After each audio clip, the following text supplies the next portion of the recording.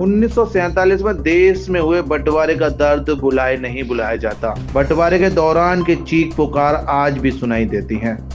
बंटवारे के बाद खींची लकीर का दर्द और अत्याचार की टीस आज भी जहन में जिंदा है। 1947 में हुए बंटवारे के दंश को झेलने वाले भारतीय शरणार्थियों के दर्द पर आधारित आर्य मूवीज की डॉक्यूमेंट्री फिल्म बंटवारे का प्रीमियम शो का आयोजन Awadh banquet hall Sanjay palace Agra में किया गया। मुख्य अतिथि कैबिनेट राज्य मंत्री सांसद एसपी सिंह बघेल और उच्च शिक्षा मंत्री योगेंद्र उपाध्याय की उपस्थिति में बंटवारे फिल्म के प्रीमियम शो की लॉन्चिंग की गई। सिख, पंजाबी, सिंधी और खत्री शरणार्थियों के दर्द को बयां करने वाली डॉक्यूमेंट्री फिल्म बंटवारे के प्रीमियम लॉन्चिंग कार्यक्रम का संचालक कर रहे विजय सामा ने कहा कि देश में 1947 का बंटवारा कांग्रेस सरकार की देन है। आरएसएस की बदौलत शरणार्थी जिंदा हैं।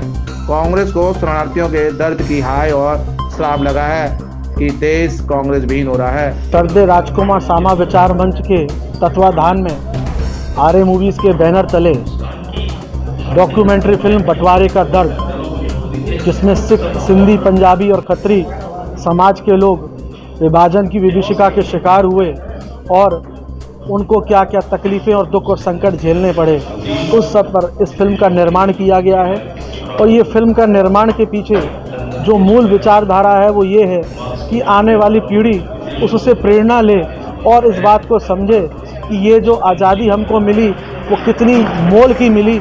हम लोगों को बहुत कुछ नहीं, सब कुछ खोना पड़ा, तब जाके हम यहाँ आए और आज जो हम सब के ऊपर छत है वो उन पूर्वजों की वजह से है और हम ताजीवन उनके एहसानमंद एवं शुक्रगुजार रहेंगे। इस सोच के साथ इस फिल्म का निर्माण किया गया है। किसे जिम्मेदार मानते हैं इस बंटवारे का? पूरे जो हिंदुस्तान में बंटवारा हुआ, किसे जिम्मेदार मानते हैं आप? इसके जिम्मेवार जितनी ईस्ट इंडिया कंपनी का रेड क्लिफ है उससे ज़्यादा जिम्मेवार कांग्रेस पार्टी है जिसने इस बंटवारे को अंजाम दिया। बंटवारा फिल्म प्रीमियम लॉन्चिंग कार्यक्रम में सिख, पंजाबी, सिंधी एवं खत्री समाज ने भारी संख्या में उपस्थिति दर्ज कर फिल्म के माध्यम से बंटवारे के समय हुए अत्याचार और दंश को देखा। मुख्य अतिथि कैबिनेट राज्य मंत्री सांसद एसपी सिंह बघेल ने कहा कि 1947 में बंटवारे के वक्त जो मुस्लिम लीग ने किया वह नहीं होना चाहिए था।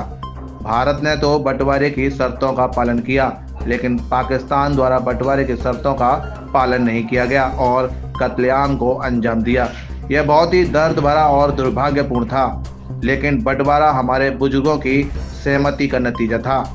कटुता को बनाए रखना बहुत अच्छी बात नहीं है। सांसद एसपी सिंह बघेल ने मंच से कहा कि सिख संत को सम्मान देने के लिए उनकी चादर का बंटवारा कर हिंदू और मुसलमानों ने अपने अपने हिसाब से अंतिम संस्कार किया। 1984 के दंगों में ऐसा क्या हो गया कि हिंदुओं ने सिख लोगों का कत्लेआम किया और अपनी यमुना जमनी तहजीब को भूल गए। हमारा देश वासुदेव कुटुंबकम की संस्कृति वाला देश है, इसलिए भाई के प्रति हमारी जिम्मेदारी होती है जिसे कभी भूलना नहीं चाहिए। स्वर्गीय राजकुमार सामा विचार मंच द्वारा AR फिल्म्स द्वारा रंजीत सामा, विजय सामा द्वारा एक डॉक्यूमेंट्री फिल्म 100 मिनट की बंटवारा और सिंधी, पंजाबी, सिख और अब के बारे में है, जिसमें कैसे बंटवारा की विभीषिकाओं के दंश उस पीढ़ी ने झेले। आगरा में कई लोग जीवित हैं जिनके व्यक्तिगत अनुभव हैं। इसके अलावा फिर सर्वाइवल हुआ उनका कि किस प्रकार से अपने पैरों पर खड़े हुए। जो वहाँ पर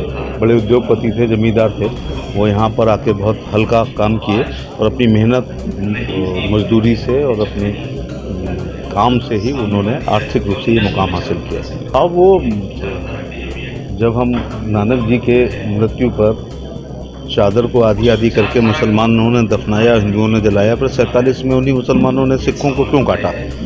और जब हम अपना उनको संत कह रहे थे तो 84 में फिर हिंदुओं ने सिखों के साथ लूटपाट क्यों की? तो ये एक विचारणीय बात है।